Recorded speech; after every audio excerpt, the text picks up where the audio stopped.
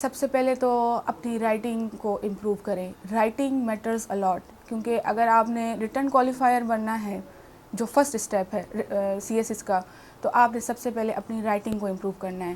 آپ کو return expression آنا چاہیے, آپ کی گرامیٹیکل فلاز نہیں ہوں رائٹنگ میں. اور یہ کیسے امپروو ہو سکتا ہے؟ آپ اسٹارٹ کریں ڈان نیوز پیپر سے. آپ let suppose Dawn newspaper پڑھتے ہیں, کوئی بھی ٹاپک جو آپ نے انڈرسٹینڈ کیا ہے اسی کو اپنی ورڈنگ میں لکھنے کی کوشش کریں.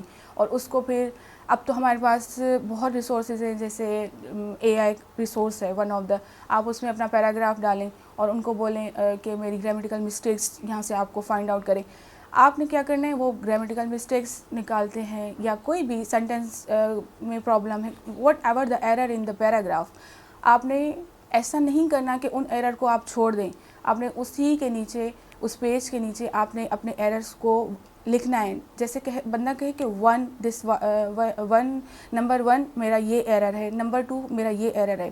آپ نے وہ پیج پہ لکھنا ہے اور پھر اس کو کچھ ٹپس اینڈ ٹرکس دیکھنی ہے کہ میں کیسے جو ہے نا ان ایرر سے بچ سکتا ہوں, میں کیسے جو ہے نا ان ایرر کو جو ہے اوور کم کر سکتا ہوں.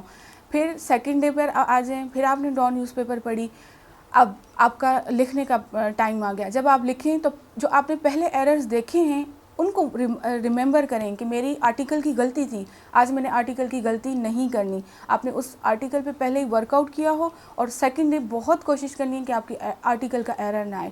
اسی طرح جب آپ اسی طرح اپنی غلطیوں پہ کنٹرول کرنا سیکھ جائیں گے تو آپ کا ریٹن ایکسپریشن, آپ کی رائٹنگ اسکلس بھی امپروو ہوتی جائیں گی. اور جب آپ رائٹنگ آپ کی امپروو ہو جائے گی تو آپ سمجھیں کہ آدھا کام تو آپ کا سی ایس ایس کا ہو گیا.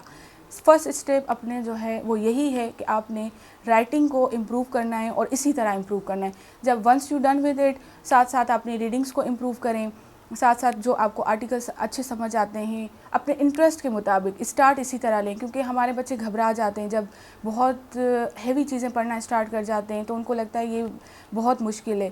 آپ اسٹارٹ میں اپنے انٹرسٹ کے مطابق پڑھیں, ساتھ میں اپنی رائٹنگ کی پریکٹس کو کنٹینیو رکھیں, تو آپ موو کر جائیں گے اور آپ کو ایک کانفیڈنس آپ کا بلڈ ہونا اسٹارٹ ہو جائے گا. انٹرسٹ جو ہے نا آپشنل میں بہت میٹر کرتا ہے.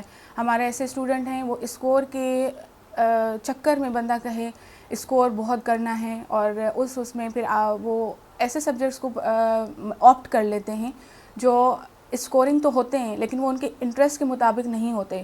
جب ایگزامنر کو آپ کی جو آپ نے پیپر اٹیمپٹ کیا ہے اس کو آپ کی بالکل سمجھ نہیں آتی تو وہ الٹیمیٹلی آپ کو فیل کرے گا.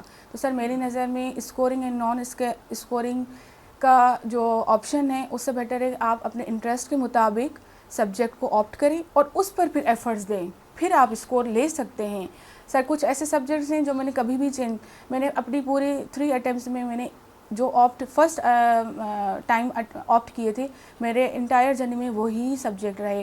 آپ خود سمجھ سکتے ہیں اس بات کو, جو ایسپائرنٹس دیکھ رہے ہیں کہ آپ سب کو پتہ ہے کہ U S history let suppose وہ کبھی ٹارگٹ ہو جاتا ہے, کبھی وہ اسکور دیتا ہے, کبھی نہیں دیتا. تو میں نے اس چیز کو فالو نہیں کیا, میں نے اس چیز کو فالو کیا کہ میرے انٹرسٹ کے مطابق کون سا سبجیکٹ ہے, ایون دو کہ وہ اس سال کیوں نہ ٹارگٹ ہو جائے, لیکن آپ کو پتہ ہے کہ آپ نے بہت ایفرٹس کے ساتھ بہت اس کی جو پیپر کی ڈیمانڈ ہے وہ آپ نے فالو کی ہوئی ہیں, آپ کو کبھی بھی ایگزامنر فیل نہیں کر سکتا. دو کہ اسکور لیٹ سپوز کم آ سکتا ہے لیکن آپ فیل کبھی بھی نہیں ہو سکتے. تو آپ اپنے انٹرسٹ کے مطابق اپنا سبجیکٹ کو آپٹ کریں, اور سیکنڈ انٹرسٹ کے ساتھ ساتھ اس سبجیکٹ پہ ایفرٹس دیں تاکہ آپ کو وہ اسکورنگ مطلب سبجیکٹ بنے آپ کے لیے.